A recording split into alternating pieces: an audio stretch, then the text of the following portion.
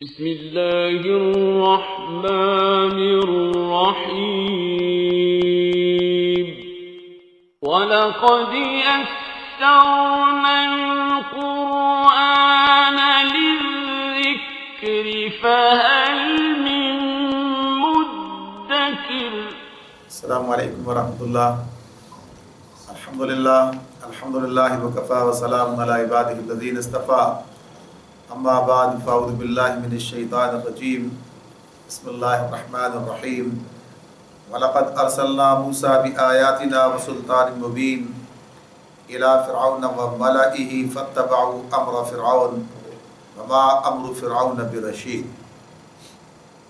سورہ ہود کی آیت 96-97۔ اور موسیٰ کو ہم نے اپنی نشانیوں اور کھلی کھلی سند ماموریت کے ساتھ فرعون اور اس کے آیان سلطنت کی طرف بھیجا، مگر انہوں نے فرعون کے حکم کی پیروی کی، حالانکہ فرعون کا حکم راستی پر نہ تھا۔ مدین والوں کا ذکر ہوا تھا اس سے پہلے، اور اب اس کے بعد موسیٰ علیہ السلام کی قوم کا ذکر ہو رہا ہے، یعنی بنی اسرائیل کا۔ لیکن موسیٰ علیہ السلام فرعون کی طرف بھیجے گئے تھے، بنی اسرائیل میں سے تھے، بنی اسرائیل کو لے کر چلے ہیں، اور پورا ایک سلسلہ ان کے ساتھ یعنی دین کی تحریک کا سامنے آتا ہے۔ لیکن مخاطب جنہوں نے کیا ہے وہ فرعون کو مخاطب کیا ہے، اور فرعون کو اور صرف فرعون ہی نہیں بلکہ یہ فرعون جو ہے یہ تو ایک لقب ہے، فرعونِ مصر کہلاتے ہیں، یعنی مصر کی حکمران قوم جو ہے، حکمران اس کے اور جو قوم ہے ان کی جو حکمرانی کر رہی ہے، ان سب کو مخاطب کیا ہے۔ تو اس میں کہا گیا کہ ملا یعنی سردار، تو ان کی قوم کے سردار یا ان کی قوم فرعون کے ساتھ ساتھ انہیں بھی مخاطب کیا انہوں نے، موسیٰ علیہ السلام نے۔ لیکن ان لوگوں نے فرعون کی پیروی کی، موسیٰ علیہ السلام کی پیروی نہیں کی، یہ اللہ رب العالمین نے بتایا، اور ساتھ ہی ساتھ یہ بھی بتایا وما امر فرعون برشید، کہ فرعون کا حکم جو تھا درست نہیں تھا، راستی پر نہیں تھا۔ یعنی اگر کوئی صحیح بات ہوتی تو کوئی بات تھی، کوئی جائز تھی، کوئی بات کہی جاتی کہ اس کی پیروی کی ہے، لیکن اس کا حکم ظلم پر مبنی تھا، اور وہ لوگوں کو جس طرح طبقات میں تقسیم کر کے اور اپنی حکومت چلا رہا تھا اور ظلم کا بازار گرم کیا تھا، یہ سب کے باوجود لوگوں نے اس کی پیروی کی۔ وما امر فرعون برشید یقدم قومہ یوم القیامت فاوردہم النار وبئس الورد المورود۔ قیامت کے روز وہ اپنی قوم کے آگے آگے ہوگا، یعنی فرعون، اور اپنی پیشوائی میں انہیں دوزخ کی طرف لے جائے گا۔ یہ مقام جس میں اللہ رب العالمین نے اس مقام پر، اس موقع پر یہ بات کی ہے کہ جن لوگوں نے اس کی بات مانی، یعنی اس کی قوم کے لوگوں نے موسیٰ علیہ السلام کے بجائے فرعون کی بات مانی، تو اب اس کا نتیجہ کیا نکلا، انجام کیا ہوگا اس کا؟ ایک تو دنیا کا انجام ہے کہ دنیا میں جو کچھ ہوا اس کی قوم کے لوگ اس کے ساتھ برباد ہوئے، یعنی جب غرق ہوا فرعون تو اس کے آیان سلطنت یعنی اس کے جو لاؤ لشکر تھا اور اس کے جو درباری تھے وہ اس کے ساتھ ہی غرق ہوئے۔ لیکن آخرت میں کیا نتیجہ نکلے گا؟ آخرت میں صرف وہی لوگ نہیں جو اس کے دست و بازو تھے، بلکہ وہ تمام لوگ جو اس کے پیچھے چلے، جنہوں نے اس کی بات مانی، موسیٰ علیہ السلام کی بات تسلیم نہیں کی۔ اللہ رب العالمین ان کے بارے میں یہ بات بتا رہے ہیں کہ فرعون ان کو اپنی سرکردگی میں لے کر، یعنی پیشوائی میں لے کر جہنم کی طرف جائے گا، اپنی قوم کے آگے آگے ہوگا اور اپنی پیشوائی میں انہیں دوزخ کی طرف لے جائے گا۔ قرآن مجید میں یہ مقام اور اس کے علاوہ کئی مقامات ایسے آتے ہیں جس سے یہ بات پتہ چلتی ہے کہ دنیا میں لوگ جس کی پیروی کرتے ہیں، جس کو اپنا لیڈر بناتے ہیں، جس کے پیچھے چلتے ہیں، جس کو اپنا پیشوا سمجھتے ہیں اور اس کی پیشوائی کے اندر جو ہے زندگی گزار رہے ہوتے ہیں، اس کے بتائے ہوئے احکامات کا طور طریقے جدھر وہ لے جانا چاہتے ہیں، تو اللہ رب العالمین یہ بات بتا دیں قیامت کے دن بھی وہی ان کے پیشوا بنیں گے۔ اب اگر نیک لوگوں کی رہنمائی میں انسان چلا ہے، نیکی اور سچائی کی طرف انہوں نے حق کی طرف رہنمائی کی ہے، اور لوگوں نے ان کی رہنمائی کے اندر نیکی و بھلائی کے راستے پر چل کر زندگی بسر کی ہے، تو قیامت کے دن، حشر کے دن بھی وہ لوگ انہی کے جھنڈے تلے جمع ہوں گے، اور ان کی پیروی میں یا ان کے ساتھ جو ہے پیشوائی میں ان کی جنت کی طرف جائیں گے۔ یعنی اللہ تعالیٰ جس طرح کہا ہے کہ گروہ در گروہ، تو وہ گروہ جو ہوں گے اپنے پیشواؤں کے اعتبار سے ہوں گے، اور اگر کسی نے کسی ایسے آدمی کی پیروی اختیار کی ہے کہ جس نے انہیں دنیا کی زندگی کے اندر دین سے بے دین کر کے، بے راہ کر کے اور غلط کاموں کے اندر لگا کر زندگی بسر کروائی ہے، اور اپنے جو بھی مقاصد دنیا کے ہو سکتے ہیں ان کے تحت ہی یہ تنظیم بنی اور منظم رہی اور کام ہوتا رہا، اور وہ ان کی پیشوائی میں کام کرتے رہے دنیا میں، تو آخرت میں بھی پھر ایسا ہی ہوگا کہ جنہوں نے دنیا کے بجائے آخرت کے بجائے دنیا کو ترجیح دیتے ہوئے دنیا ہی کے اندر کام کیا اور جنت کے لیے کوئی کام نہیں کیا، تو پھر اپنی پیشوائی میں وہ لیڈر ان تمام لوگوں کو جو ان کے پیچھے چلے ہیں جہنم کی طرف لے کر جائیں گے۔ تو اس اعتبار سے یہ بات یہاں پر واضح کی جا رہی ہے کہ لوگوں کو اپنی رہنمائی کے لیے جنہیں منتخب کرنا، جنہیں وہ اپنا رہنما بناتے ہیں، جن کے ساتھ وہ اپنے آپ کو وابستہ کرتے ہیں اور جن کے ساتھ گویا کہیے کہ زندگی بسر کر رہے ہوتے ہیں اور معاملات کے اندر ان کی پیروی کرتے ہیں، تو اگر نیک لوگوں کو اختیار کریں گے تو ظاہر سی بات ہے کہ وہ انہیں وہاں جنت کی طرف لے کر جائیں گے، اور اگر بد کردار لوگوں کو ان کے ہاتھ میں اپنی بات دے دی اور ان کی پیروی کی اور ان کی زندہ باد و مردہ باد میں لگے رہے، تو نتیجہ کیا نکلے گا کہ پھر جو انجام ان کا ہوگا وہی انجام ان کا بھی ہوگا۔ تو اس اعتبار سے انسان کو یہ بات سوچنی چاہیے کہ اس نے کن لوگوں کو اپنا لیڈر بنایا ہے اور کس اجتماعیت کا وہ حصہ بنا ہے۔ اس میں ایسا بھی ہو سکتا ہے، بہت سے لوگ ایسے ہیں کہ جو کسی اجتماعیت کا حصہ نہیں بنتے، یعنی کسی اجتماعیت کا حصہ اس طرح نہیں بنتے، انفرادی زندگی بسر کرتے ہیں، لیکن انفرادی زندگی بسر کرتے ہوئے بھی ان کا کوئی نہ کوئی اپنا طور طریقہ ہوتا ہے، کوئی نہ کوئی ان کا اپنا مزاج ہوتا ہے، کسی یعنی راستے پر وہ چل رہے ہوتے ہیں، تو وہ راستہ جن لوگوں کا تفویض کردہ ہوتا ہے، یعنی اس اعتبار سے گویا کہیے کہ جن لوگوں کے راستے پر انہوں نے جو ہے آگے اپنی زندگی بسر کی ہے۔ مثلا بہت سے لوگ ایسے ہیں جو سیکولرزم ان کی زندگی کے اندر موجود ہے، یعنی وہ مذہب کا ایک خانہ الگ رکھتے ہیں اور اس کے علاوہ اپنی زندگی اپنی مرضی کے مطابق یا اپنی خواہش نفس کے مطابق بسر کرتے ہیں۔ تو جن لوگوں نے اس کا چیز کو ایجاد کیا ہے، بہرحال وہی ان کے گویا رہنما ہیں یا ان کی بات انہوں نے تسلیم کی ہے، نام نہیں لیتے ان کا، لیکن ان کے بتائے ہوئے طور طریقے اختیار کر رکھے ہیں، ان کے راستے پر چل رہے ہیں جو انہوں نے انہیں بتایا ہے۔ ظاہر سی بات ہے کہ آج ہمارے سامنے نبی کرم صلی اللہ علیہ وسلم بذات خود تو موجود نہیں ہے، لیکن ان کا بتایا ہوا نظام ہمارے سامنے موجود ہے، اور بہرحال اس کے ساتھ اور لوگ بھی موجود ہیں۔ تو اگر کوئی دین کے راستے پر چلتا ہے اور انہی چیزوں کو گویا کہیے کہ اپنے لیے مطمع نظر بنا کر انہی کی پیروی کرتا ہے، تو اس کا رشتہ ان کے ساتھ وابستہ ہوتا ہے، قائم ہوتا ہے، کیونکہ انہی تعلیمات میں یہ بات بھی ہے کہ وہ اجتماعیت اختیار کرے، لیکن بہرحال اس کا معاملہ ان کے ساتھ بن جاتا ہے۔ تو ایسے اگر کوئی غلط نظریات جنہوں نے بھی ان نظریات کو دنیا کے سامنے پیش کیا ہے، اور کوئی آدمی انہیں تسلیم کرے نہ کرے نظریات پیش کرنے والوں کو، مگر اس نظریے کو قبول کر لے اور اس نظریے کے مطابق زندگی بسر کرنا شروع کر دے، تو بہرحال اس کا تعلق انہی کے ساتھ قائم ہوتا ہے۔ اور اس کے بارے میں ایک مثال دی گئی ہے، نبی کرم صلی اللہ علیہ وآلہ وسلم کا ارشاد ہے کہ قیامت کے روز جاہلیت کے شعراء، جو جاہلیت کی شاعری کرنے والے لوگ تھے، ان کا شاعری کا جھنڈا امرؤ القیس کے ہاتھ میں ہوگا، اور عرب جاہلیت کے تمام شعراء اس کی پیشوائی میں دوزخ کی راہ لیں گے۔ اب ظاہر کوئی اجتماعیت نہیں ہے یہ، یعنی لیکن جس چیز کی طرح ڈالی اور جس پر وہ چلے، ظاہر سی بات ہے کہ پھر وہ ان کے پیچھے پیچھے چلے جائیں گے۔ آگے فرمایا اللہ رب العالمین نے وَبِئْسَ الْوِرْدُ الْمَوْرُودُ، اور کیسی بدتر جائے ورود ہے وہ جس پر کوئی پہنچے، یعنی یہ کوئی پہنچنے کی جگہ جو مقام ہے، تو یہ انتہائی یعنی جہنم کی طرف جانا کوئی انسان کے لیے خوشگوار بات نہیں، بدترین چیز ہے۔ وَأُتْبِعُوا فِي هَذِهِ لَعْنَةً وَيَوْمَ الْقِيَامَةِ بِئْسَ الرِّفْدُ الْمَوْرُودُ بِئْسَ الرِّفْدُ الْمَرْفُودُ۔ فرمایا کہ ان لوگوں پر دنیا میں بھی لعنت پڑی اور قیامت کے روز بھی پڑے گی۔ کیسا برا صلہ ہے یہ جو کسی کو ملے۔ ذرا تصور میں اگر لائیں تو بات ہمارے سامنے آ جاتی ہے کہ جب لوگ اپنے لیڈروں کی پیشوائی میں جہنم کی طرف جا رہے ہوں گے تو کیسی کچھ لعنت ملامت کریں گے، کیسا برا بھلا انہیں کہیں گے کہ ان کی وجہ سے آج ہمیں یہ دن دیکھنا پڑا ہے، آج ان کی وجہ سے ہم جہنم کی طرف جا رہے ہیں، انہوں نے ہماری غلط رہنمائی کی، انہوں نے ہمیں اس راستے پر آگے بڑھایا جو بالآخر جہنم تک پہنچا دیا۔ اس طرح سے ان پر لعنت ملامت کرتے ہوئے جائیں گے۔ اور اس کے مقابلے میں جو لوگ جنت کی طرف جا رہے ہوں گے، یقیناً وہ اپنے لیڈروں کے حق میں کلمہ خیر کہتے جاتے ہوں گے کہ انہوں نے ہماری صحیح رہنمائی کی اور ان کی مدد سے ہم جو ہے اس راستے پر آگے بڑھ سکے، تو ان کے لیے مدح کی بات ہوگی۔ اور ان کے لیے تحسین کی بات ہوگی تو وہ ان کو اس طرح سے گویا ان کی پیروی میں آگے بڑھ رہے ہوں گے۔ تو یہ جو اللہ نے جہنم والوں کی بات کی ہے کہ جب یہ لوگ دنیا میں بھی ان پر لعنت پڑی، یہ اللہ کی طرف سے ہے، اور قیامت کی روزی پڑے گی تو اللہ کی طرف سے بھی ہے، اور ساتھ ساتھ کیا ہے کہ یہ جو اس کے پیروکار ہیں وہ بھی ان پر لعنت ملامت کرتے چلے جا رہے ہوں گے۔ ذالک من انباء القری نقصہ علیک منھا قائم وحصید،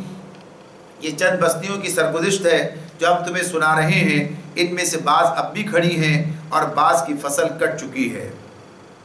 وما ظلمناہم ولکن ظلموا انفسہم فما اغنت عنہم آلہتہم التی یدعون من دون اللہ من شیء لما جاء امر ربک وما زادوہم غیر تتبیب۔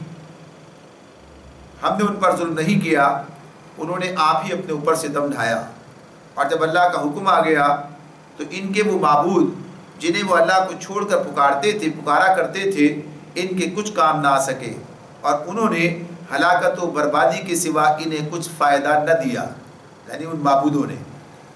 یہ جن اللہ نے جو پہلی والی آیت نے بات کی تھی ذالک من انباء القری نقصہ علیک منھا قائم وحصید، کہ یہ جو چند قوموں کے ذکر اس میں قرآن مجید میں اس موقع یا اس صورت میں ہمارے سامنے آیا ہے، تو ان میں سے بعض موجود ہیں، یعنی ان کے آثار موجود ہیں، اور بعض ایسی ہیں کہ جن کا فصل کٹ چکی ہے، یعنی اب ان کا کوئی آثار بھی نہیں پائے جاتے ہیں، اس اعتبار سے بات ہے۔ تو اللہ رب العالمین نے یہ بات واضح کی ہے کہ اگر تم اس تاریخ پر نظر ڈالو تو بہرحال تمہیں یہ بات معلوم ہو جائے گی کہ ان پر اللہ ظلم کرنے والا نہیں تھا، کہ اللہ نے جو ان کے ساتھ زیادتی کی، اللہ رب العالمین نے انہیں موقع نہیں دیا، ایسا سب کچھ نہیں ہے، بلکہ اللہ نے تو انہیں بھرپور موقع دیا، اللہ نے انہیں بڑی مہلت دی، ان کے سمجھانے کا بہت انتظام کیا، انہیں پلٹنے کے لیے بہت سے اللہ تعالیٰ نے راستے دکھائے، لیکن انہوں نے اس بات کو پسند ہی نہیں کیا، گوارا ہی نہیں کیا، اس طرف آنے کے لیے تیار ہی نہیں ہوئے، اور اپنے خیر خواہوں کو جو رسول کی شکل میں بھی سامنے آئے اور رسول کے ماننے والوں کی شکل میں بھی سامنے آئے، جنہوں نے انہیں صحیح راستے پر بلانے کے لیے بھرپور جد و جہد کی، کوششیں کی، ہر طرح سے انہیں سمجھایا اور انہیں جو ہے اس طرف راغب کرنے کے لیے دلیلیں دی، مگر اس کے باوجود انہوں نے اس بات کو قبول نہیں کیا، اور بالآخر ایک طویل عرصے کی جد و جہد کا نتیجہ یہ نکلا کہ ان کے جو خیر خواہ تھے وہ ناکام ہو گئے، مایوس ہو گئے ان سے، اور بالآخر اللہ کا عذاب ان پر آ گیا۔ تو یہ بات اللہ تعالیٰ فرماتے ہیں کہ تم دیکھ سکتے ہو، یہ تاریخ تمہارے سامنے ہے کہ اللہ تعالیٰ نے ان کے اوپر ظلم نہیں کیا، بلکہ خود انہوں نے ہی اپنے اوپر ظلم کیا۔ یہ سارا جو ستم ڈھایا انہوں نے، یہ ان کے اپنے ہاتھوں کا معاملہ تھا، یعنی خود کر درا علاج نیست کی بات ہے یہ کہ جب آدمی خود ہی اپنے آپ کو برباد کر رہا ہو تو اس کا علاج کون کر سکتا ہے، یعنی اپنے پاؤں پہ خود کلاڑی مارے تو اس کا نقصان اسے بہرحال ہونا ہی ہے۔ تو اس اعتبار سے بات ہے۔ تو پھر اللہ تعالیٰ ایک بات یہ بھی کہتے ہیں کہ جن پر ان کا بھروسہ تھا، جن کو انہوں نے معبود بنایا، جن کے سہارے ہی گویا کہ یہ زندگی بسر کر رہے تھے، وہ سمجھتے تھے کہ یہ ان کے کام آئیں گے، تو نہ دنیا میں انہیں بچا سکے، اور جب آخرت میں جائیں گے تو وہاں بھی بات سامنے آ جائے گی کہ کوئی انہیں بچا نہیں سکے گا، بلکہ وہاں پر بھی یہ ان کا ہلاکت تگڑا اللہ ان کے لیے مشترک کر دیں گے، وہ لوگ جنہوں نے اپنے آپ کو خود پجوایا، اور غلط فہمیوں کے ساتھ میں لوگوں نے نیک لوگوں کو عبادت کی، انہیں پوجا، تو بہرحال وہ وہاں سے ویسی علانِ برات کر دیں گے۔ وَكَذَلِكَ أَخْذُ رَبِّكَ إِذَا أَخَذَ الْقُرَىٰ وَهِيَ ظَالِمَةٌ إِنَّ أَخْذَهُ أَلِيمٌ شَدِيدٌ، اور تیرا رب جب کسی ظالم بستی کو پکڑتا ہے تو پھر اس کی پکڑ ایسی ہی ہوا کرتی ہے، فی الواقع اس کی پکڑ بڑی سخت اور دردناک ہوتی ہے۔ پیچھے ہی ہم نے پڑھا تھا، کل یہ بات تھی جس میں شعیب علیہ السلام کہہ رہے تھے کہ اپنے رب کی طرف پلٹ آؤ، اس سے معافی چاہو، وہ بڑا مہربان ہے اور اپنے بندوں سے محبت کرتا ہے، اپنے بندوں سے محبت کرتا ہے۔ وہاں پر محبت کے والے سے بات تھی کہ اللہ تعالیٰ کی جو محبت ہے اور شفقت ہے وہ کس درجے کی، اس کے معنی کیا ہے، اس کو کیسے سمجھا جا سکتا ہے۔ یہ آیات اس طرح کی جو ہمارے سامنے آتی ہے، جیسے اس وقت بات آ رہی ہے سامنے، اللہ تعالیٰ فرماتے ہیں کہ جب اللہ کی پکڑ جو ہے وہ اتنی سخت ہوتی ہے کہ ایسی پکڑ کا تصور نہیں کیا جا سکتا، اس کی پکڑ جو ہے، یا سورہ فجر میں اللہ رب العالمین نے یہ بات کہی ہے کہ اللہ جب باندھے گا تو ایسا باندھے گا کہ کوئی ایسا باندھ نہیں سکتا، یعنی ایسی سزا کوئی دے نہیں سکتا، ایسی پکڑ کوئی کر نہیں سکتا، اس لیے کہ اللہ کی قدرت جیسی ہے ویسا ہی معاملہ ہے، اور جیسے اللہ کی نافرمانی انسان کر رہا ہے تو اتنا بڑا جرم کر کے ویسا ہی سزا کا مستحق بھی بن رہا ہے۔ تو اس میں یہ بات بتائی جا رہی ہے کہ اللہ کی رحمت کا کوئی غلط تصور تمہارے ذہنوں میں نہ آ جائے اور تم یہ نہ سوچو کہ اللہ سزا میں نہیں دے سکتا، یا گویا کہ یہ سزا دینے میں کوئی چیز مانع ہے، رکاوٹ ہے، خود اس کے اپنے جذبات ہی رکاوٹ بن جائیں، تو یہ تو انسانوں کا معاملہ ہو سکتا ہے۔ اللہ رب العالمین ہر کمزوری سے پاک ہے، اور لہذا جب وہ کسی بستی کو پکڑتا ہے، جب کسی ظالم گروہ کو پکڑتا ہے تو بڑی سختی کے ساتھ پکڑتا ہے، بڑی سختی کے ساتھ پکڑ کے اور پھر ان کے ساتھ سختی کا معاملہ کرتا ہے۔ تو اس نے کہا ان اخذہ علیم شدید، بڑی دردناک بھی ہے اور سخت بھی ہے۔ دردناک یعنی تکلیف بھی اس کی ایسی ہے، اور ساتھ ہی ساتھ یہ کہ کوئی چھوٹ نہیں سکتا، شدید بھی ہے۔ ان فی ذلک لآیۃ لمن خاف عذاب الآخرہ ذلک یوم مجموع له الناس، ذلک یوم مجموع له الناس وذلک یوم مشہود۔ اسی قیامت کے بارے میں اللہ تعالیٰ فرماتے ہیں وہ ایک دن ہوگا، بلکہ فرمایا حقیقت یہ ہے کہ اس میں ایک نشانی، ان فی ذلک لآیہ، یعنی اس میں ایک نشانی ہے ہر اس شخص کے لیے جو عذاب آخرت کا خوف کرے۔ وہ ایک دن ہوگا جس میں سب لوگ جمع ہوں گے، اور پھر جو کچھ بھی ہوگا اس روز ہوگا سب کی آنکھوں کے سامنے ہوگا، سب کے مشہود، یعنی وہ دیکھا جائے گا، اس کی شہادت لوگوں کے سامنے موجود ہوگی۔ تو اس میں یہ بات بتائی ہے کہ ایک نشانی ہے ہر اس شخص کے لیے جو عذاب آخرت کا خوف کرے۔ تو کس میں نشانی ہے؟ تاریخ کے ان واقعات میں نشانی ہے، تاریخ کے ان واقعات میں جو بیان ہو رہے ہیں اس میں نشانی ہے۔ اور یہ نشانی کیا ہے؟ یہ نشانی اس بات کی ہے کہ دنیا میں جو قومیں اٹھتی ہیں اور کچھ وقت کام کرنے کا انہیں موقع ملتا ہے اور پھر وہی قومیں تباہ ہو جاتی ہیں، برباد ہو جاتی ہیں، زوال پذیر ہو جاتی ہیں، تو یہ کن بنیادوں پر ہوتی ہیں؟ اگر اس تاریخ کا بنظر غائر یعنی غور سے مطالعہ کیا جائے اور اس کا تجزیہ کیا جائے، سوچا سمجھا جائے، تو یہ بات سامنے آئے گی کہ قوموں کے گرنے اور قوموں کے اٹھنے کا معاملہ کسی اس بات پر نہیں کہ اتنی مدت متعین کر دی۔ بعض کا خیال یہ بھی ہوتا ہے کہ ایک قوم کے عروج کا جو زمانہ ہوتا ہے کہ اس کے لیے کہ ایک قوم اتنے عرصے تک عروج پر رہتی ہے اور اس کے بعد زوال پذیر ہو جاتی ہے، تو یہ تصورات جو ہیں درست نہیں ہیں، یہ تصورات غلط ہیں۔ اس لیے قوموں کی تاریخ میں ہمیں ایسی قومیں بھی ملیں گی جو صدیوں تک جو ہے حکمرانی کرتی رہی، اور ایسی قومیں بھی ملیں گی جو بہت ہی کم قلیل عرصے تک جنہیں موقع ملا ہے۔ اور اسی اعتبار سے کہ زوال پذیر ہونے میں کتنا وقت لیا ہے اور تباہی و بربادی کی طرف جانے میں کتنا وقت لیا ہے، تو مختلف قوموں کے معاملات مختلف آئیں گے۔ اور پھر یہ کہ زوال پذیر ہونے کے اسباب کیا تھے اور عروج کے اسباب کیا تھے، اگر خود ہم اپنی معلوم تاریخ پر جو ہمارے سامنے ہے یعنی مسلمانوں کی تاریخ پر ہی غور کریں تو یہ بات ہمارے سامنے آ جاتی ہے کہ مسلمانوں کا جو عروج ہے یہ مادی طاقتوں کی بنیاد پر نہیں ہے۔ یعنی عرب پہ جب مسلمانوں نے گویا کہیے کہ اسلام قبول کرنے کے بعد اور پھر عرب کو فتح کیا، عرب کے اندر اسلام کو غالب کیا اور اس کے بعد پھر پوری دنیا کے اندر پھیلے ہیں، تو اس وقت جو ان کی صورتحال ہے وہ صورتحال کوئی مادی ترقی کی تو نہیں ہے، کوئی ٹیکنالوجی کی بات نہیں ہے، کوئی ایسے گویا کہیے علمی مراکز کا معاملہ نہیں ہے، بلکہ جو چیز ہے وہ ان کی اخلاقی تعلیم یعنی دین کا تعلیم، دینی تعلیم، اور اسی کو اخلاقی تعلیم کہا جاتا ہے کہ اسلام بہترین اخلاق کی تعلیم دیتا ہے۔ تو اس اعتبار سے جس کردار کے جس شان کے لوگ وہ بنے تو اللہ رب العالمین نے ان کی مدد کی اور وہ بڑھتے چلے گئے، پھیلتے چلے گئے، اور ان کی سلطنت کس طرح آگے بڑھی۔ اور جس وقت مسلمان زوال پذیر ہوئے، مسلمانوں کی بات ہے، تو اس وقت مادی ترقی کے اعتبار سے اپنے عروج پر تھے، مادی ترقی کے اعتبار سے، آپ علم کے اعتبار سے بھی دیکھیں گے تو یہ بات سامنے آئے گی کہ بغداد کے اندر یعنی جب یہ بتایا جاتا ہے کہ بغداد میں جب یہ اس میں ہلاکوں نے جب تباہی مچائی ہے تو اس وقت میں جو تاتاریوں نے تو جو صورتحال سامنے آتی ہے وہ کیا ہے کہ اس میں دجلہ یعنی جو اس نے جو لائبریریاں جو ہے مسلمانوں کی اور دجلہ کے اندر غرق کی ہیں تو اس کا پانی اس کی روشنائی کی وجہ سے یعنی اس کا رنگ بدل گیا ہے، یعنی اتنی بڑی تعداد کے اندر جو ہے وہ کہیے کہ علمی ذخیرہ ہے مسلمانوں کے پاس جو کہ وہاں پر ضائع کیا گیا ہے، اور مال و اسباب کا تو کہنا ہی کیا ہے، یعنی جتنا اس کا قدر ان کے پاس موجود تھا۔ تو غرض یہ کہ یہ زوال کی بنیاد جو ہے وہ اخلاقی زوال کی بنیاد پر ہی سارا معاملہ پیدا ہوا ہے، اور پھر سنبھلنے کا موقع ملا ہے تو بہرحال پھر وہ اخلاقی بنیادوں پر ہی آگے بڑھے۔ تو یہ تو ان کی بات ہے۔ پچھلی قوموں کا معاملہ دیکھیں ہم تو وہاں بھی یہ بات سامنے آتی ہے کہ اللہ رب العالمین کسی بھی قوم کو جو بگڑی ہوئی قوم ہے اس کو بھی ایک خاص حد تک مہلت دیتا ہے، اور جب وہ اس حد سے آگے نکل جاتی ہے تو پھر اس کے بعد اللہ تعالیٰ اسے پکڑتا اور سزا دیتا ہے۔ تو یہ بات بالکل واضح ہے کہ انسان ایک ایسی کائنات کے اندر رہتا ہے، ایسی حکومت کا محکوم ہے جو محض اندھے طبیعیاتی قوانین کی بنیاد پر فیصلے نہیں کرتی، بلکہ اپنا ایک معقول اخلاقی قانون رکھتی ہے۔ یعنی یہ جو اللہ رب العالمین کا نظام ہے، تو اخلاقی طور پر یہ قومیں بڑھائی جاتی ہیں، اٹھائی جاتی ہیں اور گرائی جاتی ہیں۔ تو یہ کیا ہے؟ اس میں نشانی ہے۔ نشانی کس بات کی؟ تو اللہ رب العالمین ایک ایسا وقت ضرور لے کر آئے گا کہ جب پوری تمام دنیا کے تمام اقوام جنہیں موقع ملا دنیا میں اور کیا سزا ملی، جو کچھ ان کے ساتھ میں ہوا اور افراد، ان سب کا بالآخر آخری اللہ تعالیٰ حساب کرے اور اس بنیاد پر انہیں جزا یا سزا دی جائے۔ تو اللہ رب العالمین فرماتے ہیں اس میں ایک نشانی ہے ہر اس شخص کے لیے جو آخرت کا خوف کرے۔ وہ ایک دن ہوگا، یعنی آخرت کی بات کیا؟ حشر کا دن، وہ ایک دن ہوگا جس میں سب لوگ جمع ہوں گے اور پھر جو کچھ بھی اس روز ہوگا سب کی آنکھوں کے سامنے ہوگا، یعنی سب دیکھ رہے ہوں گے۔ وَمَا نُؤَخِّرُهُ إِلَّا لِأَجَلٍ مَعْدُودٍ، اللہ تعالیٰ فرماتے ہیں ہم اس کے لانے میں بہت کچھ زیادہ تاخیر نہیں کر رہے ہیں، بس ایک گنی چنی مدت ہے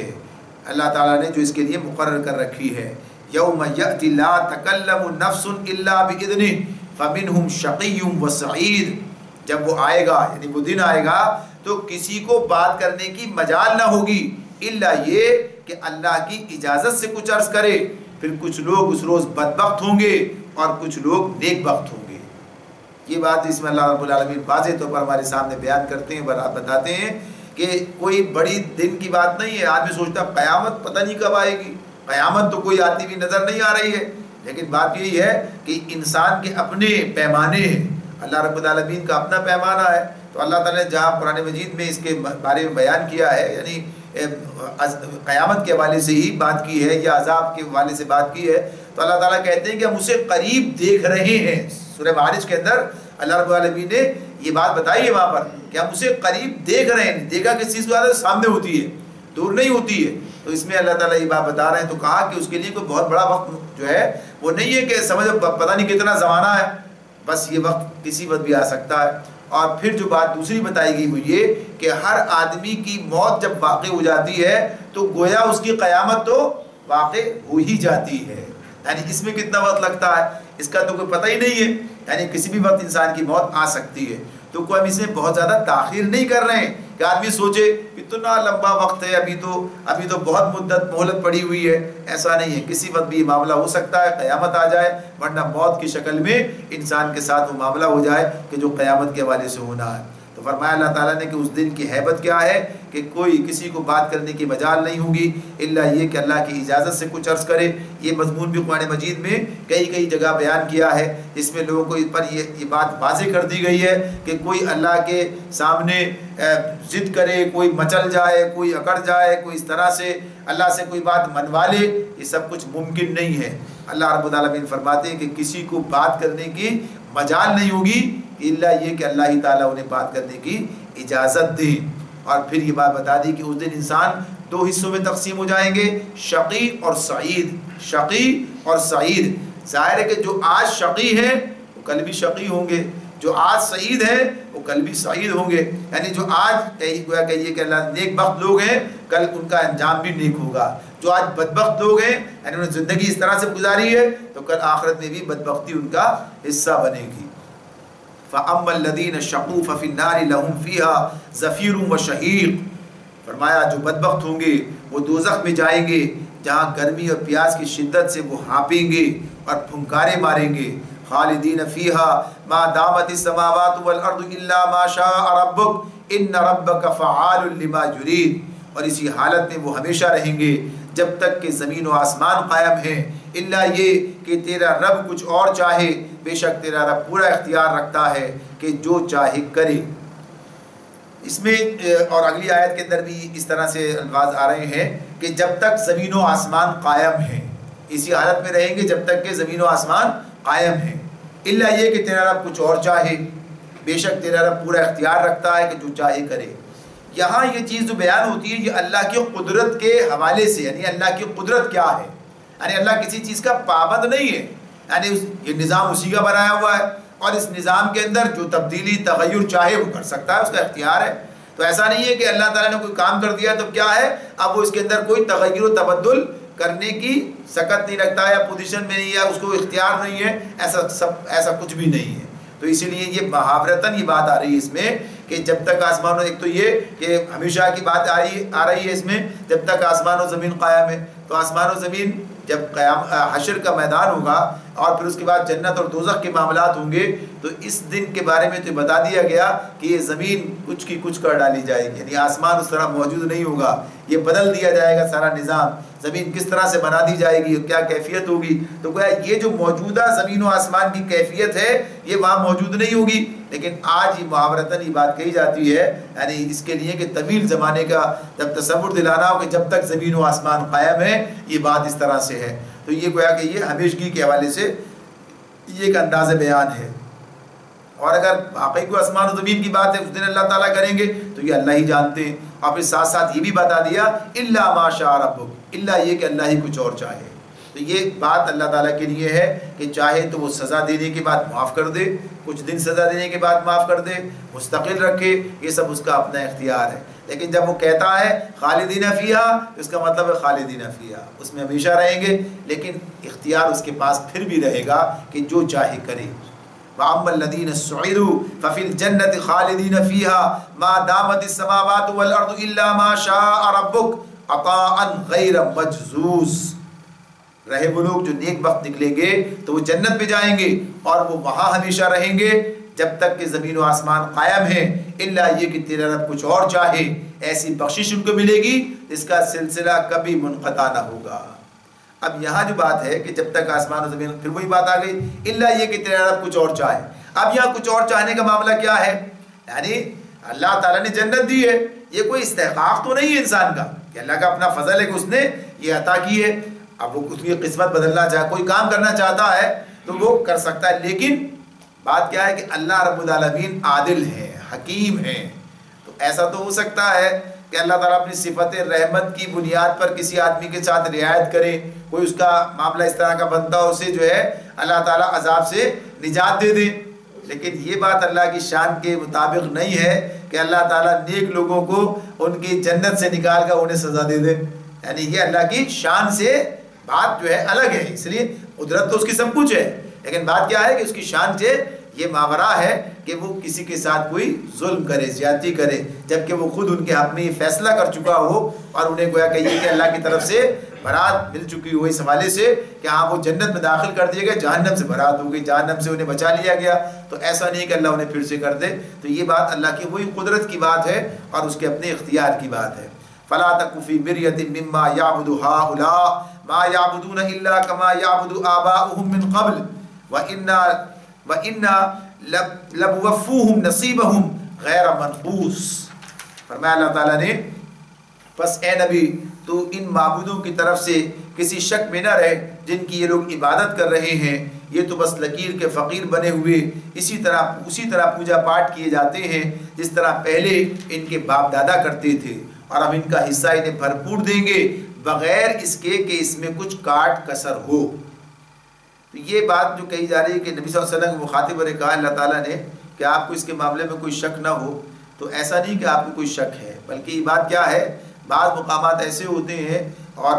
جب آدمی اس پر غور کرتا ہے، دیکھتا ہے، تو بات سمجھ میں آتی ہے کہ آپ کو مخاطب کر کے دوسروں کو بات سنائی جا رہی ہوتی ہے، بتائی جا رہی ہوتی ہے اور انہیں جواب دیا جا رہا ہوتا ہے۔ گویا جیسے ایک مقام پر بات ہمارے سامنے آ جاتی ہے کہ نبی صلی اللہ علیہ وسلم سے اللہ تعالیٰ کہتے ہیں کہ اگر آپ نے اس قرآن میں کوئی تبدیلی کی یا اس کے معاملے میں کوئی ایسا کام کیا تو آپ کو اس عذاب کا سامنا کرنا پڑے گا، تو آپ سے کوئی ایسا اندیشہ نہیں ہے، بلکہ یہ اس مطالبے کا جواب ہے کہ جو لوگ کر رہے تھے کہ اس قرآن کو بدلو، کچھ اور کر کے لاؤ، اس میں کچھ رد و بدل کرو، تو بتا دیا اگر رد و بدل کریں گے تو کیا نتیجہ، یہ تو اختیار ہی نہیں ہے، لہٰذا سوال ہی پیدا نہیں ہوتا اس معاملے میں، تو یہ انہیں جواب دیا جا رہا ہے، ورنہ نبی کرم صلی اللہ علیہ وسلم خود اس کے لیے آمادہ نہیں ہے، وہاں کوئی ایسا خیال بھی نہیں ہے۔ تو ایسے ہی اس معاملے میں بھی تو یہ ان کی اس کیفیت کے بارے میں بات بتائی جا رہی ہے کہ یہ جو کچھ کر رہے ہیں ان کے پاس شک ہے، علم نہیں ہے، یہ لوگ تو اسی بنیاد پہ کر رہے ہیں، اور ساتھ ساتھ یہ کہ ان کے پاس دلیل کیا ہے، صرف ایک کہ باپ دادا سے یہ ہوتا چلا آ رہا ہے، تو فرمایا کہ ہم ان کا حصہ انہیں بھرپور دیں گے بغیر اس کے کہ اس میں کچھ کاٹ کسر ہو۔ تو یہ اس سے مراد کیا ہے، یعنی غیر منقوص کی بات جو آئی کہ اس بنیاد پہ نہیں بھائی یہ بیچارے کیا کریں، یہ تو پیچھے سے ہوتا چلا آیا، پیچھے والوں کو تو اپنا حساب دینا ہی پڑے گا اور آگے برائی کو بڑھانے کا حساب بھی دینا پڑے گا، یعنی وہ سزا ہی پائیں گے۔ لیکن جن لوگوں نے اپنی عقل سے کام نہ لیا اور صحیح بات سامنے آنے کے باوجود بھی اسے اختیار نہیں کیا اور غلط پر ہی اصرار کرتے رہے، تو ظاہر سی بات ہے کہ وہ اس بنیاد پر انہیں کوئی رعایت نہیں ملے گی کہ انہیں کسی نے گمراہ کیا ہے۔ گمراہ انسان خود ہوتا ہے، اللہ رب العالمین نے انسان کو عقل دی ہے، سمجھ دی ہے اور اس کی رہنمائی کے لیے پورا انتظام کیا ہے۔ اب اگر وہ غلط راستے پہ جاتا ہے تو خود ذمہ دار ہے اور اس کے کئی سزا میں کوئی کمی نہیں ہوگی۔ وَلَقَدْ آتَيْنَا مُوسَى الْكِتَابَ فَاخْتُلِفَ فِيهِ وَلَوْلَا كَلِمَةٌ سَبَقَتْ مِنْ رَبِّكَ لَقُضِيَ بَيْنَهُمْ وَإِنَّهُمْ لَفِي شَكٍّ مِّنْهُ مُرِيبٍ۔ ہم اس سے پہلے موسیٰ کو بھی کتاب دے چکے ہیں اور اس کے بارے میں بھی اختلاف کیا گیا تھا۔ اگر تمہارے رب کی طرف سے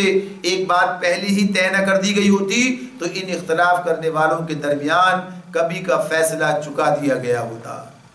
یعنی آج اگر یہ کس کتاب کے بارے میں شک کیا جا رہا ہے تو یہ کوئی نئی بات نہیں ہے، کوئی انوکھی بات نہیں ہے، اس سے پہلے بھی کچھ لوگ کرتے رہے ہیں۔ تو بتا دیا، مثال دے کر بتایا کہ اس سے پہلے موسیٰ علیہ السلام کو اللہ نے کتاب دی تھی، اس کتاب کے بارے میں لوگوں کا یہی رویہ رہا، تو آج اس کتاب کے بارے میں ہے۔ اور پھر یہ بات اللہ تعالیٰ فرما رہے ہیں کہ اگر یہ بات طے نہ کر دی گئی ہوتی، یعنی طے کرنے سے مراد کیا ہے کہ اللہ تعالیٰ نے لوگوں کے لیے مہلت عمل مقرر، یعنی طے کر دی ہے، لکھ دی ہے، یعنی بات لکھ دی ہے کہ کس کو کتنی مہلت دی جائے گی اور کتنا وقت اس کے لیے اللہ نے رکھا ہے، لہٰذا اللہ تعالیٰ اس وقت کو انہیں دے رہا ہے۔ یعنی اس معاملے میں بات بھی اللہ کے اختیار میں سب کچھ ہے، مگر جو اس نے طے کر دیا ہے اس کے مطابق پھر وہ اسے مہلت دے رہا ہے، یہ اس کا اپنا فضل ہے کہ دیتا ہے، اس معاملے کے اندر مہلت دے رہا ہے۔ تو لہٰذا اگر یہ بات طے نہ کی گئی ہوتی، اللہ نے اس مہلت کا معاملہ نہ رکھا ہوتا تو فیصلہ چکا دیا جاتا۔ اب چونکہ اللہ نے خود ہی یہ فیصلہ کر دیا ہے، مہلت دے دی ہے، تو اس لیے ان کے معاملے میں تاخیر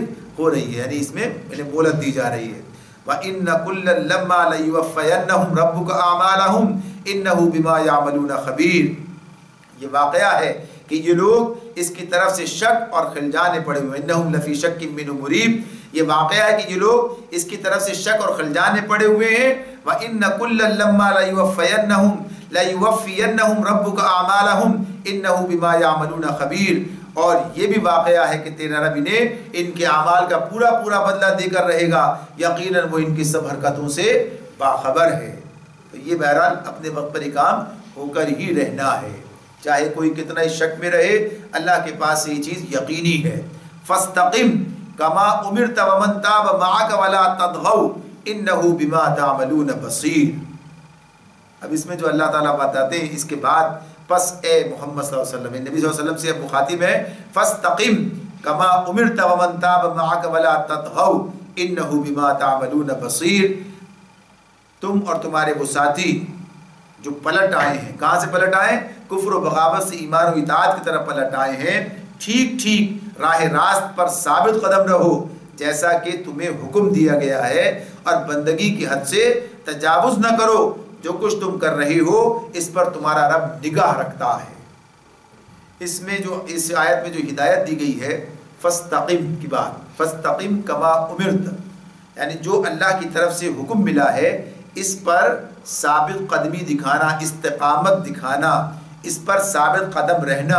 تو یہ استقامت کی بات ہے، قرآن مجید میں اس کو اللہ رب العالمین نے بڑے تاکید کے ساتھ بیان کیا ہے۔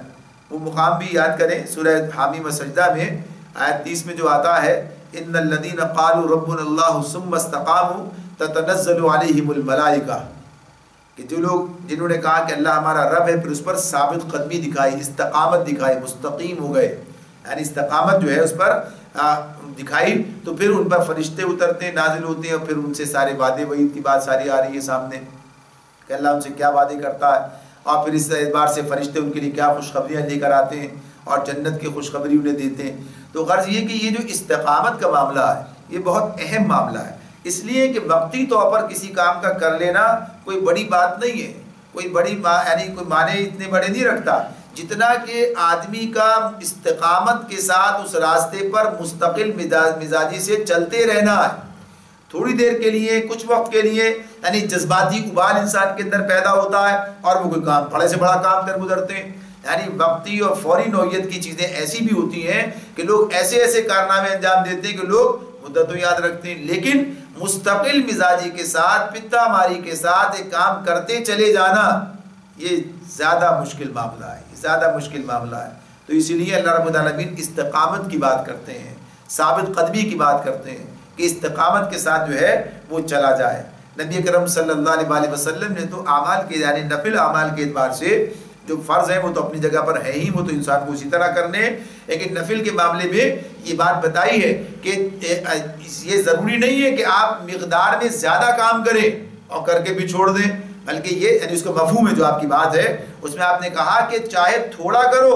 مگر مستقل کرو، یعنی کام آدمی کوئی نفل عبادت بھی ہے تو کم کر رہا مگر استقامت کے ساتھ مستقل مزاجی کے ساتھ اس پر لگا ہوا ہے تو اللہ کے پاس اس کے قدر و قیمت ہے، یہ بات ہے۔ تو بہرحال وہ تو اس کی بات ہے نفل کی بات، لیکن جو چیزیں طے شدہ جیسے کہا کہ اللہ کو اپنا رب تسلیم کیا پھر اس پر جم گئے تو اس کے جو تقاضے ہیں اس پر جمنے کی بات ہو رہی ہے۔ تو ایسی کیا کہا کہ جس کا تمہیں حکم دیا گیا ہے یعنی فاستقم کما امرت ومن تاب معک ولا تطغوا، تو اس معاملے میں اللہ رب العالمین جو بات کہتے ہیں کہ جیسا تم کو حکم دیا گیا ہے اس پر ثابت قدمی دکھاؤ اور بندگی کی حد سے تجاوز نہ کرو، یعنی مستقل مزاجی سے بندگی کے راستے پر چلتے رہو، اس سے آگے بڑھنے کی کوشش نہ کرو، یعنی بندگی کی حد سے نکل کر آدمی کیا کرتا ہے خدائی کی حد میں داخل ہونے لگتا ہے۔ جب آدمی بندگی کا بندہ ہے اور جب خود مختار بننے لگے تو خود مختاری تو اس کو ہے ہی نہیں اس کے پاس۔ تو اس طرح سے اس میں بڑی وضاحت کے ساتھ یہ بات بتائی گئی ہے کہ دنیا یہ جو کچھ کر رہی ہے کرتی رہے، ہمیں بہرحال یہ کام کرنا ہے۔ تو یہ مستقل مزاجی جو ہے ایک بہت اعلیٰ صفت ہے جسے ہمیں اپنے اندر پیدا کرنا چاہیے۔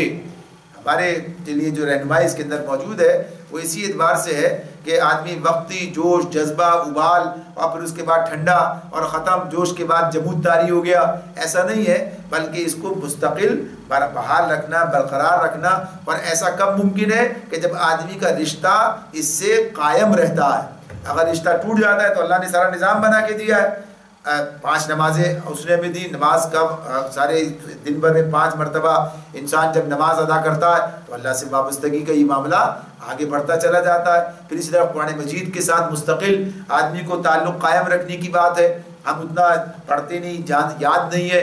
جو نمازوں کے اندر کفایت کر جائے تو ہمیں الگ سے بھی پڑھنا چاہیے، عربی پہ سے واقف نہیں ہے تو ترجمہ اور تفسیر بھی پڑھنی چاہیے۔ یہ کام کیا جاتا رہے گا تو استقامت حاصل رہے گی، لیکن یہ کام چھوڑ دیا جائے تو استقامت حاصل نہیں رہے گی۔ یہ کام چھوڑ دیا جائے، آپ دیکھیں گے یہ تو کہا نہیں جا سکتا کہ بھائی 2-4 دن نمازیں چھوڑ کے دیکھو کیا نتیجہ نکلتا ہے، لیکن یہ دیکھا جا سکتا ہے کہ جو لوگ نماز نہیں پڑھ رہے ہیں ان کا کیا حال ہے، یعنی اس اعتبار سے، یا جو لوگ اس طرح سے کہ کبھی انہوں نے یہ کام کیا اس راستے پہ چلے اور کبھی چھوڑ دیا تو انہیں دیکھا جا سکتا ہے، ان کی بات کو دیکھا جا سکتا ہے کہ ان کا کیا حال ہے۔ یا جو لوگ آج استقامت کے راستے پر نہ رہے اور کل بہت تیز چل رہے تھے تو ان کے بارے میں بھی ہمیں جب ان کی زندگی کو دیکھے تو اندازہ ہوگا کہ کمزوری کہاں آئی جس نے ان کی استقامت کو متاثر کر دیا۔ تو اس طرح سے ہمیں راستہ ملتا ہے، سمجھ میں بات آ جاتی ہے۔ اور اس کے بعد پھر کہا وَلَا تَرْكَنُوا إِلَى الَّذِينَ ظَلَمُوا فَتَمَسَّكُمُ النَّارُ،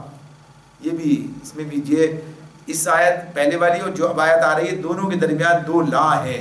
یعنی اس میں لا تطغوا اور لا ترکنوا، اس کو ذرا دیکھیں کہ وَلَا تَرْكَنُوا إِلَى الَّذِينَ ظَلَمُوا فَتَمَسَّكُمُ النَّارُ وَمَا لَكُم مِّن دُونِ اللَّهِ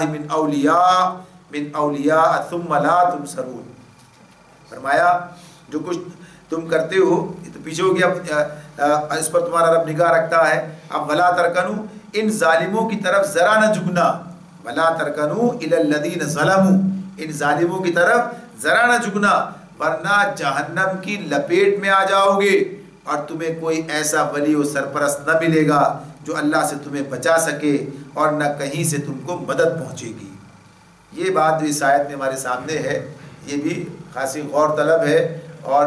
اس کے پر عمل کرنے کی بات ہے۔ تو اللہ رب العالمین کہتے ہیں ولا ترکنوا، یہ جو ترکنوا کا لفظ آتا ہے رکن کی بات آتی ہے، یعنی ذرا سا رغبت رکھنا، ذرا سا جھکنا، یعنی ان کی طرف جو ہے کوئی لگاؤ، کوئی جھکاؤ ان کی جانب ہونا۔ تو اس میں اللہ رب العالمین نے یہ بات ہمیں بتائی ہے کہ ظالموں کے ساتھ تعاون کرنا تو دور کی بات ہے، ظالموں کے ساتھ تعاون کرنا تو دور کی بات ہے، ان کے دست و بازو بننا تو بہت ہی خراب بات ہے، ان کی طرف ذرا سی رغبت اور لگاؤ بھی نہیں ہونا چاہیے، ان کے ساتھ تھوڑی سی بھی کسی قسم کی معاونت بھی یعنی کسی طرح سے بھی ان کی حمایت بھی نہیں ہونی چاہیے. یعنی ظلم کی جتنی مذمت اللہ رب العالمین نے کی ہے اور ظلم کے نتیجے میں جو کہیے کہ اللہ تعالیٰ کی طرف سے وعیدیں ہیں، اس حوالے سے بات بتائی جا رہی ہے کہ ظلم کرنے والے کی بات نہیں ہو رہی، ظالم کی بات نہیں ہو رہی، بلکہ کن لوگوں کی بات ہو رہی ہے کہ جو اللہ پر ایمان لائے ہیں، استقامت کا جن سے مطالبہ انہی سے بات ہو رہی ہے کہ وَلَا تَرْكَنُوا إِلَى الَّذِينَ ظَلَمُوا، کہ جو ظالم ہیں ان کی طرف ذرا بھی میلان، ذرا سا جھکاؤ، ذرا سا بھی تمہارا نہیں ہونا چاہیے. اور یہ ایک ایسی چیز ہے کہ اگر اس پر عمل پیرا ہو جائے، لوگ اس پر عمل پیرا ہو جائیں تو بہت سے مسئلے حل ہو جائیں گے. یعنی اگر ظالم جو ظلم کرتے ہیں ان کا ظلم اسی بنیاد پر چلتا ہے کہ لوگ اس ظلم کے آگے گھٹنے ٹیکتے ہیں اور کچھ لوگ ان کے اعلی کار بن جاتے ہیں، کچھ لوگ ان کے دست و بازو بن جاتے ہیں، ان کے مددگار بن جاتے ہیں، اب وہ ظلم کا نظام آگے بڑھاتے ہیں. لیکن اگر یہ بات طے ہو جائے کہ مسلمان اس کام میں تعاون کرنے کو بالکل اپنے لیے جیسے اللہ نے منع کر دیا ہے اس طرح سے اس پر عمل پیرا ہو جائے، نہ کرے، تو پھر یقینی طور پر ظلم کا خاتمہ ہو جائے گا. ظلم باقی نہیں رہ سکتا، ظلم آگے نہیں بڑھ سکتا. ظلم آگے بڑھتا ہی اس بنیاد پر ہے کہ معاشرے کے اندر سے اسے اپنے ساتھی میسر آ جاتے ہیں، اسے مل جاتے ہیں ایسے لوگ. تو یہاں پر اللہ تعالیٰ کہتے ہیں اس کا نتیجہ کیا نکلے گا؟ اگر تم نے ان کی طرف ذرا سا میلان بھی رکھا، اگر ذرا سا ان کے ساتھ بھی تم نے تعلق رکھنے کی بات اس اعتبار سے ہے یعنی اس میں مددگاری کی بات، تو فتمسکم النار، تو آگ تمہیں چھو لے گی، آگ تمہیں چھو لے گی، آگ سے بچ نہیں سکو گے، آگ سے بچ نہیں سکو گے. مولانا مختار گل صاحب جب اس آیت کو پڑھتے تھے تو اس طرح سے یعنی اس آیت کو پڑھ کے بات کرتے تھے، ترکنو کے بارے میں کہتے تھے کہ ایسے جیسے کہ ذرا سا ایسے یعنی اپنے آپ کو ذرا سا ادھر کر کے کہ ذرا سا جھکاؤ، ذرا سا یہ بھی قابل قبول نہیں ہے، یہ بھی گوارا نہیں ہے کہ آدمی ظالم کا ساتھ دے. تو ہم دیکھتے ہیں اس میں ہمارے سامنے جو مثالیں آتی ہیں، ہم دیکھتے ہیں کہ ہمارے اس دور کے علماء اور فقہا اور ائمہ انہوں نے قید و بند کو گوارا کیا ہے، لیکن ظالم حکومتوں کے اندر عہدے قبول نہیں کیے، عہدے قبول نہیں کیے. امام ابو حنیفہ رحمۃ اللہ علیہ کو جب وہ کہیے چیف جسٹس یعنی اس زمانے کے حوالے سے یہی آج کے زمانے بات کریں گے تو یہی ہوگا، حاضر القضاء کی جو بات ہے اس کے اندر کہ اس منصب کو انہیں کہا کہ یہ منصب قبول کریں ان کی حکومت کے اندر. تو کہا کہ اس حکومت میں چونکہ ظلم موجود ہے لہذا انہوں نے یہ کہا نہیں مگر اسے قبول کرنے سے انکار کیا، اس کا ساتھ دینے سے. تو اس کا نتیجہ کیا نکلا کہ انہیں قید کیا گیا، یعنی انہیں جو ہے اس کو برداشت کیا، گوارا کیا اس مصیبت کو، مشقت کو، لیکن بہرحال ساتھ دینے کے لیے آمادہ نہیں ہوئے، تیار نہیں ہوئے. اور انہی کے کہنے پر، انہی کے گویا کہیے کہ تلقین پر اور لوگ بھی اس سے باز آئے. اور یہ مثالیں ہمیں ملیں گی اپنے مقام پر جا کر اس کو دیکھیں گے. تو اس میں یہ چیز ہمیں ہمارے سامنے آتی ہے. صرف ایک ہی بات اس کے اندر ایک بنیاد بنتی ہے، یعنی اس میں حصہ داری کی چونکہ بات یہ چلی کہ ریاست کے اندر جو ہے حصہ داری بننے کی بات تھی، یہاں ابو حنیفہ رحمۃ اللہ علیہ کے حوالے سے آئی، لیکن ہمیں انہی کے شاگرد جو ہے امام ابو یوسف رحمۃ اللہ علیہ ملتے ہیں کہ وہ اس کے اندر شریک ہیں. تو اب اس میں یہ کیا بات ہے، یعنی اس کے لیے کیا چیز ہے؟ تو اس میں صرف جو گنجائش کی بات یعنی جس کی بنیاد پر یہ باقی معاملہ تو سب کا اللہ کے ساتھ ہے، اللہ کے حوالے ہے، لیکن ایک ہی بات بنتی ہے وہ کیا ہے کہ اس کے ذریعے سے یعنی ان کے کام میں یعنی ریاست کے اس معاملات میں داخل ہو کر کوئی ایسا منصب، کوئی ایسا عہدہ قبول کر لینا جس کے نتیجے میں دو چیزیں، ایک تو یہ کہ لوگوں کو کی داد رسی کی کوشش کی جائے، ظلم کا نظام چل رہا ہے، اب اس کے اندر داخل ہو کر لوگوں کی مدد کی جائے، ان کے لیے کچھ ان کے معاملات کو آسان کر دیا جائے، کچھ ان کے لیے جو ہے داد رسی کی صورت جو ہے مہیا کر دی جائے. اور دوسری چیز کیا ہے کہ اندر اثر و رسوخ کے ذریعے سے اسے تبدیل کرنے کی کوشش کی جائے، یعنی ظلم کے خاتمے کی کوشش کی جائے، نہ کہ انسان اس ظلم کے نظام میں اپنا حصہ وصول کرنے کے لیے چلا ہے. دونوں میں فرق ہے، دونوں میں. اب چونکہ بات نیت کی ہے اور نیت کا معاملہ اللہ کے حوالے، لہٰذا اس اعتبار سے اس نیت کے ساتھ تو گنجائش پائی جاتی ہے. آج کے دور میں بھی یہ بات موجود ہے. کچھ لوگ تو کہتے ہیں نا اس اعتبار سے کہ ہاں ٹھیک ہے یہ بات تو بالکل ظالم کا ساتھ دینا اور اس کو تقویت پہنچانا کسی بھی طرح سے درست نہیں ہے. اللہ تعالیٰ قرآن مجید میں یہ بات کہہ رہے ہیں، لیکن اسی کے ساتھ ساتھ یہ بات بھی ہے کہ اس سسٹم کے اندر تبدیلی لانا، اس کو درست کرنا اور ان لوگوں پر اثر انداز ہونا، یہ سب چیزیں بھی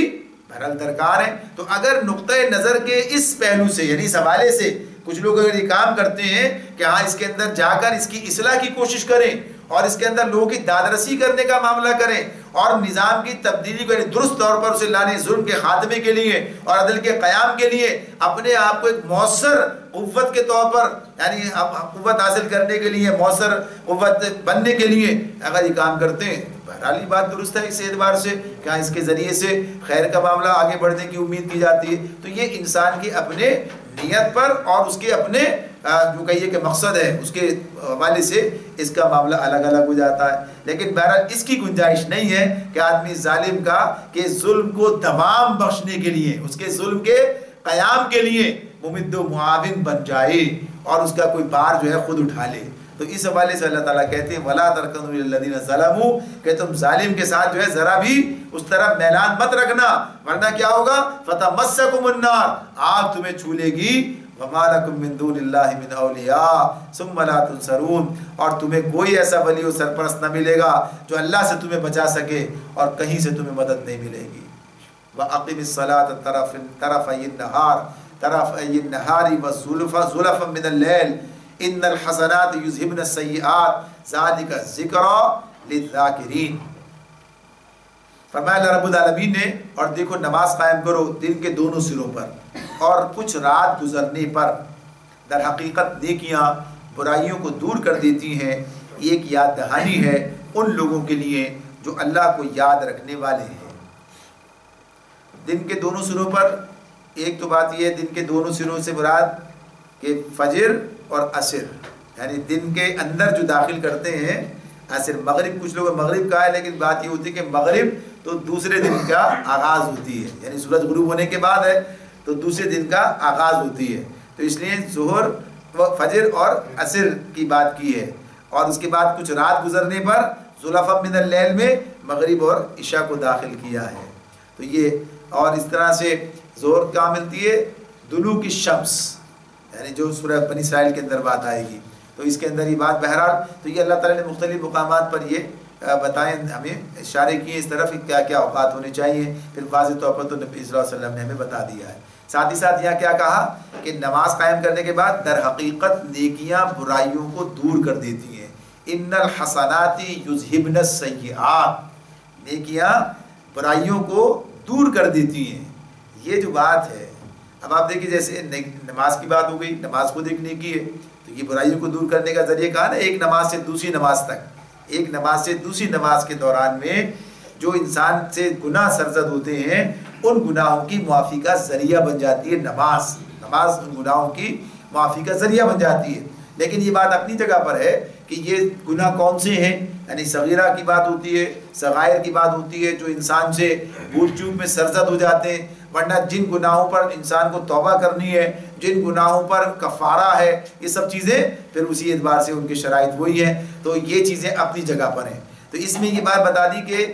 جو نیکیاں ہیں یہ برائیوں کو دور کر دیتی ہیں، تو اس کے کئی پہلو بن سکتے ہیں۔ ایک تو یہی کہ نبی صلی اللہ علیہ وسلم نے کہا کہ اگر کوئی غلطی سرزد ہو جائے، کوئی گناہ ہو جائے تو فوراً نیکی کرو، تو اس لیے کہ نیکی برائی کو مٹا دیتی ہے۔ یعنی ایک بات یہ توبہ کرتے ہوئے توبہ خود ایک نیکی ہے، اور پھر اس کے ساتھ اگر کچھ صدقہ بھی دیا جائے تو یہ مزید اضافی بات، یعنی پھر اسے اور جو ہے کہ یہ گناہ کے مٹنے کا معاملہ سامنے آتا ہے۔ تو یہ ہمیں بتایا ہے کہ نیکیاں جب آدمی کرتا ہے تو بالآخر ایک تو وہی کہ برائیاں ختم ہوتی جاتی ہیں، آدمی نیکیوں میں آگے بڑھتا ہے، دوسری طرف اس کے کردار کے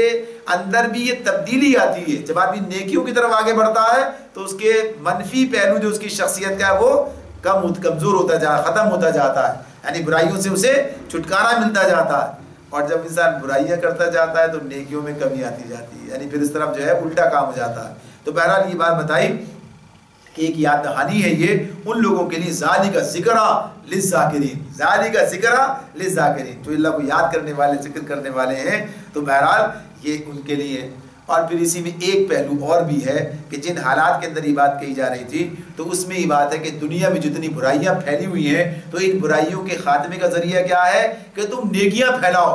یعنی اس میں کہا نا ان الحسنات یذہبن السیئات کہ حسنات جو ہے سیئات کو مٹا دیں گے، تم نیکیاں پھیلاؤ، نیکیوں کو رواج دو، نیکیاں جب آگے بڑھیں گی تو برائیوں کا خاتمہ ہوتا چلا جائے گا۔ تو اس معاملے میں کیا ہے کہ تم خود زیادہ سے زیادہ نیک بنو اور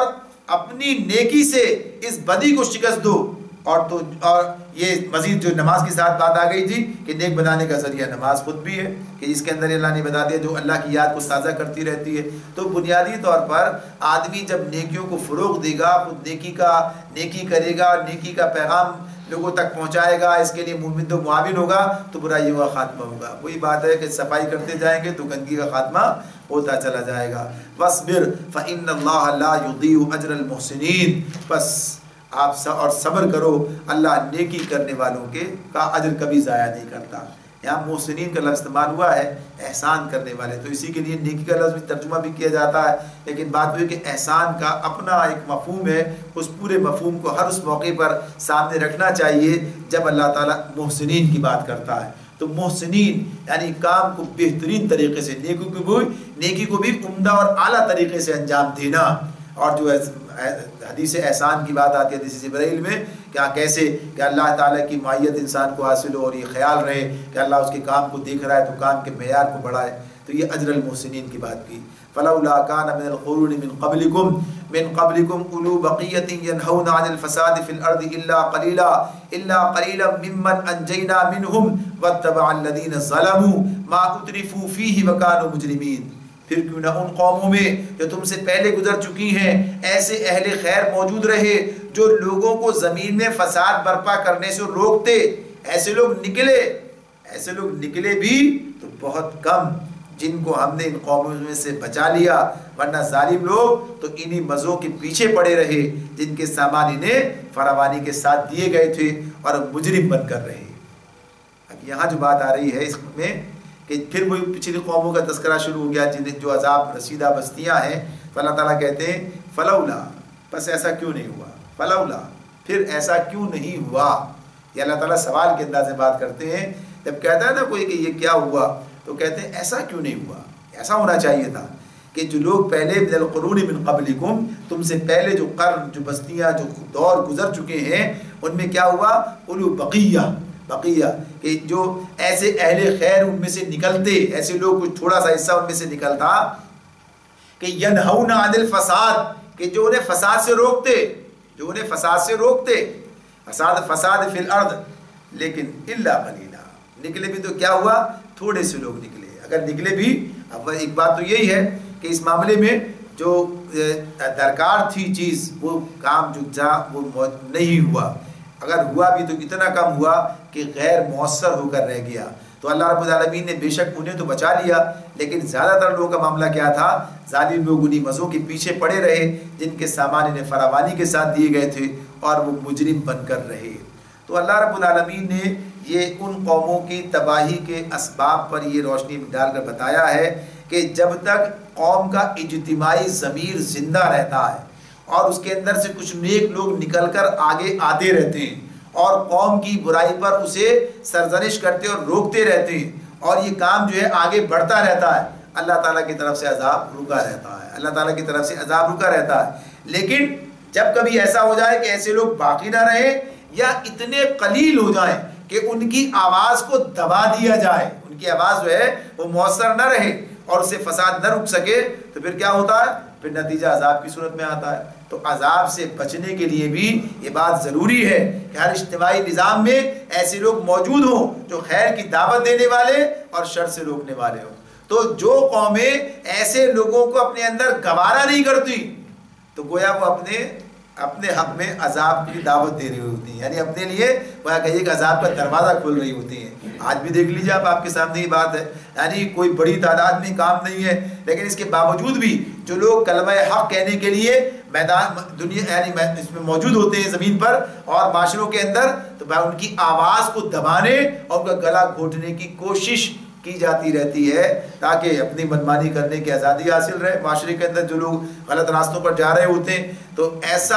اگر ان کا گلا گھونٹ دیا جائے، انہیں بالکل غیر مؤثر بنا دیا جائے، تو یہ اپنے انہی لوگوں کے لیے ان کے اپنے حق میں جو ہے کہ یہ مضر ہو جائے گا، اللہ کا عذاب ان پر آئے گا۔ بہرحال ان لوگوں کو جو ایسے اہل خیر ہیں اللہ رب العالمین انہیں تو بچا لے گا اس کے اندر سے، اس قوم کے اندر سے، لیکن جو لوگ اس معاملے میں رکاوٹ بنیں گے وہ عذاب کا شکار ہو جائیں گے۔ تو اس اعتبار سے یہ آیت جو ہے بڑی واضح ہے، یہ بتا رہی ہے کہ لوگوں کو ایسے لوگوں کے لیے تعاون کرنے والا بننا چاہیے اور اس کام کو جاری رکھنے کا کوئی نہ کوئی ذریعہ بنانا چاہیے تاکہ اللہ کے عذاب سے بچا جا سکے۔ وَمَا كَانَ رَبُّكَ لِيُهْلِكَ الْقُرَىٰ بِالظُّلْمِ، بڑی بات ہے۔ اللہ تعالیٰ فرماتے ہیں وَمَا كَانَ رَبُّكَ لِيُهْلِكَ الْقُرَىٰ بِالظُّلْمِ وَأَهْلُهَا مُصْلِحُونَ، یہ ہے وہ بات۔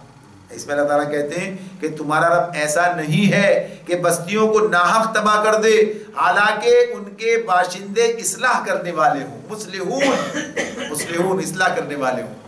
تو یہ بات تو اللہ تعالیٰ واضح کرتے ہیں، جب اصلاح کا کام ختم ہو جاتا ہے تو پھر تباہی آ جاتی ہے۔ دیکھیے اس میں بھی یہ بات بھی یاد رکھیے، قرآن مجید جو الفاظ استعمال کرتا ہے اصلاح کا لفظ استعمال کرتا ہے۔ جیسے قرآن مجید میں سورہ بقرہ کے آغاز میں بات کی ہے، وہاں پر جب وہ کہتے تھے ان سے کہ فساد نہ کرو تو کہتے تھے ہم مصلحون، ہم تو اصلاح کرنے والے ہیں۔ تو اصلاح کا جو لفظ ہے یہ فساد کے مقابلے میں آتا ہے۔ یہ نقاد نہیں بننے کی بات ہو رہی ہے۔ نقاد ایک آدمی تنقید کرتا ہے، برائیاں بیان کرتا ہے، لیکن اصلاح کا کوئی راستہ نہیں نکالتا۔ تو بات اس طرح کی نہیں، بلکہ کیا اللہ نے کیا بتایا ہے کہ تمہیں مصلح بننا چاہیے، اصلاح کرنے کی کوشش کرنی چاہیے۔ صرف برائیاں بیان کر کے چھوڑ دینا کام نہیں ہے کہ برائیاں بیان کی جائیں، تنقید کی جائے اور جیسا بھی ساری باتیں کی جائیں، لیکن اصلاح کا کوئی راستہ اختیار نہ کیا جائے، اس کے لیے کوئی کوشش نہ کی جائے۔ تو بنیادی طور پر مصلح بننا ہے، نقاد نہیں بننا ہے، مصلح بننے کی بات ہے۔ تو اللہ تعالیٰ یہ کہتے ہیں کہ اگر اس کے اہل وَأَهْلُهَا مُصْلِحُونَ، اگر وہ مصلحون ہوتے، اگر وہ اصلاح کرنے والے ہوتے تو اللہ کے عذاب ان بستیوں پر نہ آتے۔ وَلَوْ شَاءَ رَبُّكَ لَجَعَلَ النَّاسَ أُمَّةً وَاحِدَةً وَلَا يَزَالُونَ مُخْتَلِفِينَ إِلَّا مَن رَّحِمَ رَبُّكَ وَلِذَلِكَ خَلَقَهُمْ وَتَمَّتْ كَلِمَةُ رَبِّكَ لَأَمْلَأَنَّ جَهَنَّمَ مِنَ الْجِنَّةِ وَالنَّاسِ أَجْمَعِينَ، بے شک تمہارا رب اگر چاہتا تو تمام انسانوں کو ایک گروہ بنا سکتا تھا، مگر اب تو وہ مختلف طریقوں پر ہی چلتے رہیں گے اور پیرا رویوں سے صرف وہی لوگ بچیں گے جن پر تیرے رب کی رحمت ہے۔ اسی آزادی و انتخاب و اختیار کی جو آزادی ہے، اسی کے لیے تو اللہ نے انہیں، اللہ تعالیٰ فرماتے ہیں کہ اسی کے لیے تو انہیں پیدا کیا تھا، اور تمہارے رب کی وہ بات پوری ہو گئی جو اس نے کہی تھی کہ میں جہنم کو جن اور انسان سب سے بھر دوں گا۔ یہاں پھر سورت کا اختتام ہو رہا ہے، اللہ تعالیٰ پھر یہ بات کہتے ہیں اگر اللہ چاہتا، وَلَوْ شَاءَ رَبُّكَ، اللہ کی قدرت کی بات ہے نا، اختیار کی بات ہے کہ اللہ چاہتا۔ اب جیسے یہ بات گزری ہے پیچھے کہ ان کے اندر ایسے لوگ کیوں نہیں نکلے، اللہ چاہتا تو نکل آتے، اللہ تعالیٰ نے چاہا ہی نہیں، رکھے ہی نہیں، ایسے لوگ نکلے ہی نہیں، اور نکلے بھی تو مؤثر نہ بن سکے۔ اللہ چاہتا تو یہ کام کر دیتا، یعنی اللہ کے پاس کیا کمی ہے۔ تو اللہ تعالیٰ وہی بات آگے بتا رہے ہیں، اللہ کو اگر یہ چاہ کے اپنی مرضی سے اور اپنے زور سے یہ کام کرنا ہوتا تو پھر مسئلہ ہی کوئی نہیں تھا، پھر تو بات ہی کوئی نہیں تھی، پھر تو یہ سارے رسول بھیجنے، کتابیں نازل کرنے کی ضرورت کیا تھی۔ اللہ اپنے ایک حکم سے سب کو جو ہے صالح بنا دیتا، سارے کے سارے مسلم ہوتے، کسی کی مجال نہیں تھی کہ وہ جو ہے اس سے انکار کر دے۔ جیسے ساری کائنات مسلم ہے، انسان بھی مسلم بن جاتے، جن بھی مسلم بن جاتے، لیکن اگر تمہارا رب چاہتا تو ایسا ہوتا، لیکن تمہارے رب نے یہ نہیں چاہا۔ یعنی اس نے کیا چاہا کہ لوگوں کا، یعنی انہیں آزادی دی جائے، انتخاب، ارادے کی، انتخاب کی، کون سا راستہ اختیار کرتے ہیں، آزادی دی اللہ نے۔ تو اس اعتبار سے اللہ تعالیٰ کی طرف، اللہ کی اپنی حکمت یہ تھی۔ تو یہ چونکہ آزمائش کی دنیا ہے، یہاں انسانوں کی آزمائش ہو رہی ہے، لہذا انہیں پورا موقع ہے، جو چاہے راستہ اختیار کر سکتے ہیں، صحیح راستہ ہے، غلط راستہ۔ تو اللہ چاہتا تو امت واحدہ بناتا۔ یہ بات بھی مختلف مقامات پر اللہ نے بیان کی ہے، اور ظاہر سی بات ہے کہ اللہ تعالیٰ کے مقصود یہ نہیں ہے، اس کی منشا یہ نہیں ہے، لہٰذا لوگ مختلف طریقوں پر چلتے رہیں گے، اس لیے کہ جب یہ آزادی ہے تو اس راستے پہ چلنے والے بھی ہوں گے، غلط راستے پہ چلنے والے بھی ہوں گے۔ صرف بے راہ رویوں سے کون بچے گا؟ الا من رحم ربک، سوائے وہ، بس وہ جس پر تمہارے رب کی رحمت ہے۔ اور رحمت کس پر ہوتی ہے؟ جو رحمت کا مستحق بناتا ہے اپنے آپ کو۔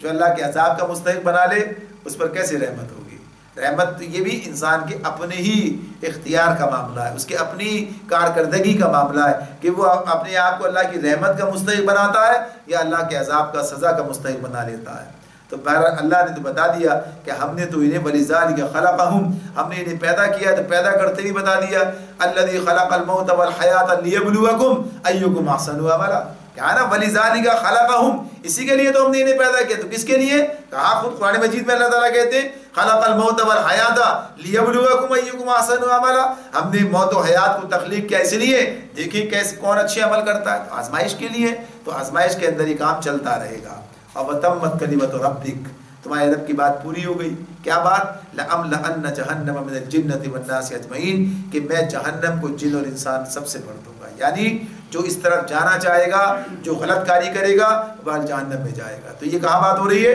وہی بات ہوگی. بات کیا ہے کہ دیکھو وہی ہوا, نہیں مانے تو بہر اللہ کا فیصلہ تھا, اللہ کے راستے میں کوئی رکاوٹ تو نہیں ہے. لہذا جو لوگ ادھر گئے تو اس کا نتیجہ جہنم کا صورت میں ان کے سامنے آ گیا. تو جہنم ان کے اپنے ہاتھوں کی کمائی بن کر آئی. وَكُلًّا نَقُصُّ عَلَيْكَ مِنْ أَنْبَاءِ الرُّسُلِ مَا نُثَبِّتُ بِهِ فُؤَادَكَ وَجَاءَكَ فِي هَٰذِهِ الْحَقُّ